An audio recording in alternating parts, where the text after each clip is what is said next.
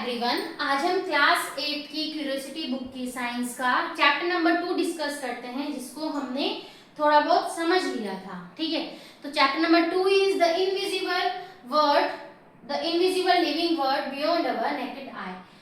तो last class में हमने देखा था सेल के बारे में और उसके कुछ बेसिक पार्ट्स के बारे में पढ़ा था। तो आइए आज हम इस चैप्टर को आगे समझते हैं।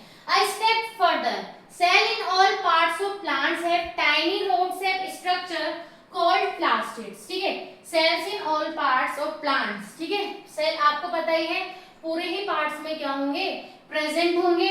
ठीक है, they have tiny rod-shaped structure. जैसे कि यहाँ पे दिखाया गया है रॉड शेप स्ट्रक्चर, यहाँ पे छोटे छोटे दिखाए गए हैं, रॉड जैसे होती है आपकी उस शेप के आपको कुछ यहाँ पे क्या मिलेंगे, प्लास्टिड्स मिलेंगे।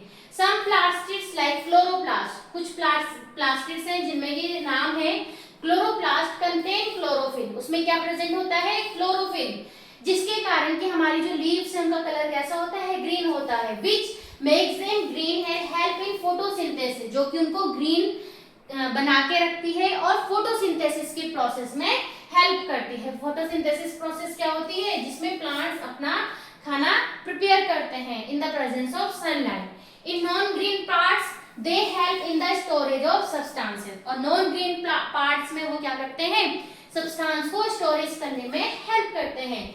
Plant cells also have a large empty looking space called a vacuole. वैसे ही प्लांट सेल में क्या होता है, प्लांट सेल में और क्या होता है, large empty looking space called vacuole. जैसे कि यहाँ पे आपको दिखाया गया है बहुत ज्यादा एम्प्टी स्पेस है, इसको क्या कहा गया है, वैक्यूल कहा गया है। ठीक है, this helps a plant cell store important substances, यहाँ पे इंपॉर्टेंट सब्सटेंसेस को स्टोर करने में हेल्प करता है और साथ ही साथ get rid of waste, waste को निकालने में भी हेल्प करता है। And maintain the shape of the cell, और सेल की शेप को भी मेंटेन करने में हेल्प करता है। ठीक है, तो यहाँ पे क्या है, in animal cells vacuoles are usually not present. तो वैक्यूल्स जो होते हैं उनमें यूजुअली प्रेजेंट नहीं होते, if present they are usually small, और अगर प्रेजेंट है भी वो क्या होते हैं, बहुत ही ज्यादा छोटे होते हैं। ठीक है, बहुत ज्यादा क्या होते हैं, छोटे होते हैं। तो these small vacuoles contain certain substances dissolve in water, ये क्या करते हैं, ऐसे सब्सटेंसेस को स्टोर करके रहते हैं जो कि आपके वाटर में डिसॉल्व हो जाते हैं। So a cell is not just a simple bag of liquid. तो सेल क्या है, सिर्फ एक सिंपल बैग नहीं है जो कि लिक्विड से भरा हुआ है। It is a complex structure made up of many different parts, each with its own special function to allow the cell and in turn the entire organism to work। तो यहाँ पे सेल क्या है, cell एक complex structure है, ठीक है, जो बहुत कॉम्प्लेक्स है। ठीक है, उसके अंदर ऐसे बहुत सारे डिफरेंट पार्ट्स हैं जो क्या करते हैं, allow function to allow the cell and in turn the entire organism to work, पूरे ऑर्गेनिज्म को वर्क करने में हेल्प करता है। तो यहाँ पे आपको दिखाया गया है, ये बहुत इंपॉर्टेंट है।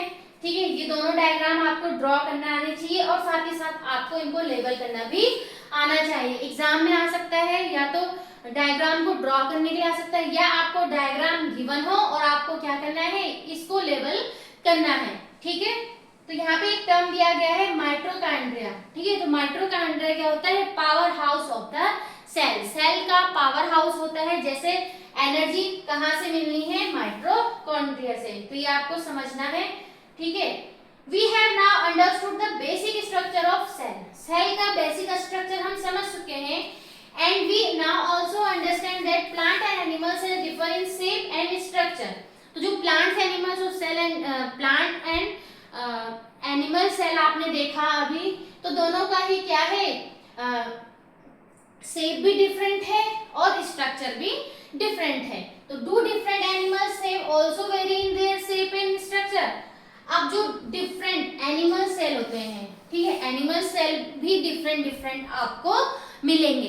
ठीक है, variation in the shape and structure of cell. The muscle cell and the nerve cell of a human are shown. तो यहाँ पे आपको ये मसल सेल दी गई है, ये आपको यहाँ पे nerve cell is given. What are the similarity and differences you see in them. ठीक है, इसके और इसके बीच में क्या सिमिलरिटी और क्या डिफरेंस डिफरेंसेस आपको दिख रहे हैं। A muscle cell is shaped like a spindle while a nerve cell is long and has branches। ये किसकी तरह दिख रहा है? स्पिंडल की तरह, ठीक है, इस तरीके से आपको ये दिख रहा है ना। और जो आपके यहाँ पे नर्व सेल है, नर्व सेल आपने देखा बहुत लंबी है और साथ ही साथ इसमें आपकी यहाँ पे क्या निकली हुई है? ब्रांचेस निकली हुई हैं। Similarly some cells are round in shape. ऐसे ही जो अदर सेल्स होंगी वो कैसे होंगी शेप में? राउंड हो सकती हैं। While others are long and thin। और बाकी क्या हो सकती है? कुछ लंबी हो सकती है, थिन हो सकती है।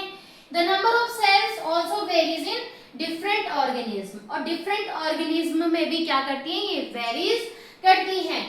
Why do cells look so different from each other? Does the shape and structure of a cell relate to its function?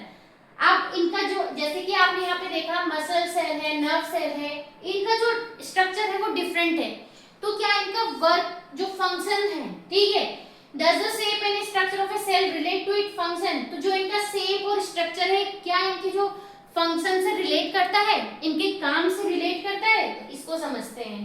तो यहाँ पे है आपका the unique shape, size and structure of cell help them carry out their specific function। तो यहाँ पे जो आपका यूनिक सबका क्या है? शेप है, साइज है और स्ट्रक्चर है, वही सेल उनको उनके स्पेसिफिक फंक्शंस को करने में हेल्प करता है। But how do these cells help in performing various function in the body? Let us find out. Inner cheek cells are thin and flat. जो आपने एक्टिविटी में गिवन किया था कि चिक सेल्स आपने लिए थे जो कि कैसे होते हैं? थिन एंड फ्लैट होते हैं। They form a protective lining on the inner surface of the चिक। चिक की इनर सरफेस में वो क्या करते हैं? प्रोटेक्टिव लाइनिंग एक फॉर्म करते हैं। Nerve cells also known as neurons carry message in our body. अब आप यहाँ पे देख रहे होंगे जो नर्व सेल्स हैं वो कैसे हैं? उनके पास में ब्रांचेस हैं। तो जो न्यूरॉन्स हैं ये क्या करती हैं? मैसेज हमारी बॉडी तक पहुंचाते हैं। The elongated cell and branch structure help them reach different part of the body and pass on message quickly। तो जैसे आपने देखा था ब्रांचेस बनी हुई हैं, उन ब्रांचेस की हेल्प से, ठीक है, जो लॉन्ग शेप है और जो ब्रांचेस हैं उनकी हेल्प से क्या होता है? उनके हेल्प से बॉडी के डिफरेंट पार्ट्स में मैसेज को जल्दी से क्या किया जाता है? पास किया जाता है। Similarly plant cell also show variation. Plant cells में भी ऐसे ही वेरिएशंस हमें देखने को मिलती है। इन प्लांट्स टू सेल्स में भी रेक्टेंगुलर सेल्स कैसे हो सकते हैं? रेक्टेंगुलर की फॉर्म में हो सकते हैं, एलोंगेटेड हो सकते हैं, ओवल हो सकते हैं और इवन ट्यूब लाइक, ट्यूब की जैसे भी वो हो सकते हैं। Some plant cells form long tubes that help carry water throughout the plant. जो आपकी ये आपके ट्यूब फॉर्म की हैं, कुछ आपकी लॉन्ग ऐसे ट्यूब फॉर्म में भी होती हैं जो वाटर को एक पार्ट से दूसरे पार्ट में पहुंचाने में हेल्प करता है। You have already studied the digestive system in grade 7। Different parts of digestive systems are made up of different types of cells. एक डाइजेस्टिव सिस्टम है, ठीक है, जैसे कि उसमें इसोफेगस हो गया, इंटेस्टाइन, स्टमक, ये सब क्या है?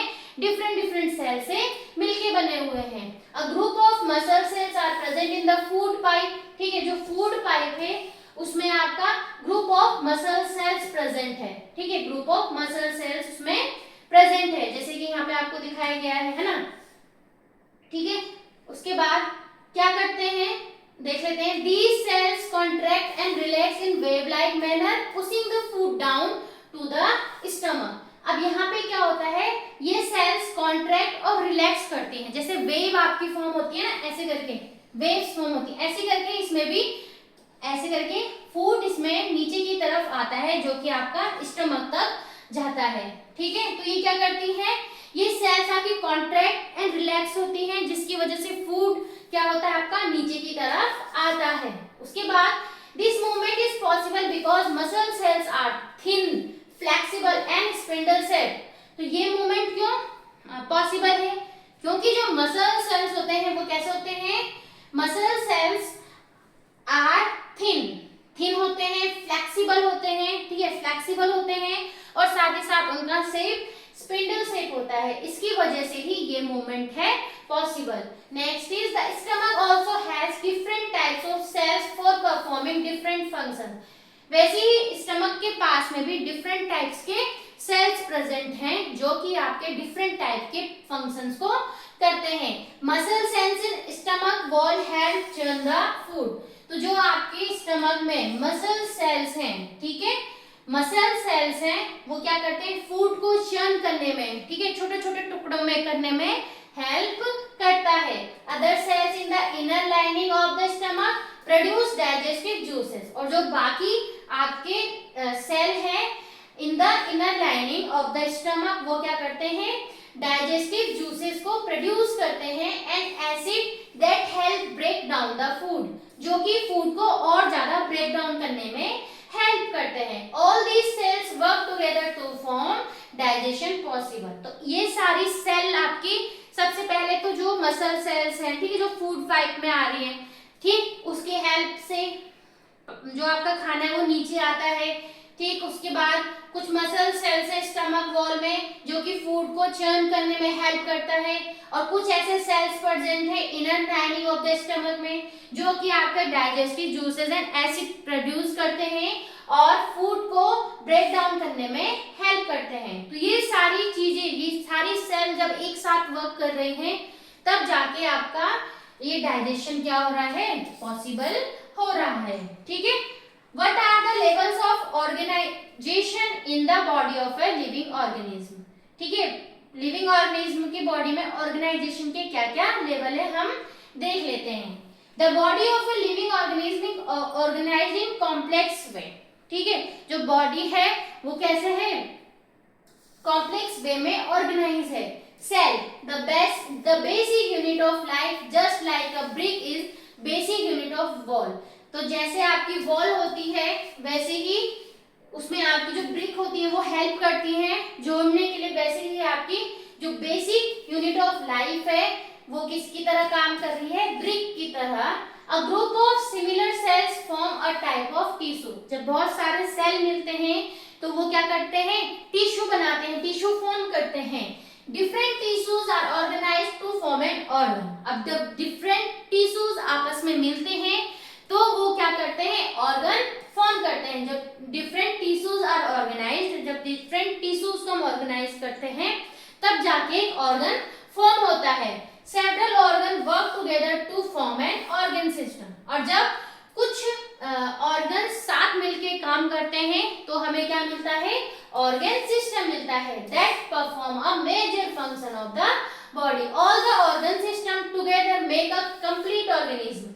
और पूरा जो ऑर्गन सिस्टम है वो क्या करते हैं, एक ऑर्गेनिज्म को फॉर्म करते हैं, एक लिविंग बीइंग को फॉर्म करते हैं, लाइक अ प्लांट और an element. So the level of organizations are, कैसे ऑर्गेनाइज किया है, फर्स्ट सेल, जब बहुत सारे सेल बने तो उनको क्या मिला हमें, टिश्यू। जब हमने बहुत सारे टिश्यूज को क्या किया, ऑर्गेनाइज करा, देन वी गेट ऑर्गन। जब हमने बहुत सारे ऑर्गन को एक साथ वर्क किया तो हमें मिला ऑर्गन सिस्टम, और लास्ट में इन सब को मिला के हमें मिला ऑर्गेनिज्म। ऑर्गेनिज्म यानी कि लिविंग बीइंग, चाहे like plant and animals. These level of organization help us understand how simple building blocks like cell come together to form a complex living being. तो इस ऑर्गेनाइजेशन से हमने क्या देखा कि जो सेल हैं, इतने जो सिंपल सेल हैं, ठीक है, लास्ट में जाके हमें क्या मिला, एक कॉम्प्लेक्स पूरा का पूरा लिविंग बीइंग हमको मिल गया, ठीक है। The life of a complex living organism begin with a single cell egg, ठीक है। The egg of any organism has an amazing ability to divide repeatedly to form a complete living being made up of many cells. तो egg of any organism ऐसी ability है ताकि वो क्या कर सके, divide repeatedly to form a complete living being. Such living being are called multicellular organism. उनको हम क्या कहते हैं, multicellular organism कहते हैं. Animals including humans and plants are all example of multicellular organism. ठीक है, उसके बाद आगे देख लेते हैं, ever heard of yolk, the yellow part of an egg of an ostrich egg is a single cell. ठीक है, ये है आपका egg, ठीक है। यहाँ पे जो ये येलो पार्ट है इसको हम yolk कहते हैं. Is the largest known cell in the living world. ये सिंगल सेल का सबसे लार्जेस्ट सेल है लिविंग वर्ल्ड में, measuring about 130 millimetre to 17 millimetre in diameter. लगभग जितना आपका स्केल होता है, एक छोटा स्केल आपके पास होता है, लगभग उतना उसका डायमीटर होता है। The egg contains extra non cellular material, इसमें नॉन सेलुलर मटेरियल होता है, a shell for protection and a white liquid that nourishes the cell during its continue development. ठीक है, तो व्हाइट लिक्विड होता है जो इसके डेवलपमेंट के लिए इसको नरिश करता है। उसके बाद हम देख लेते हैं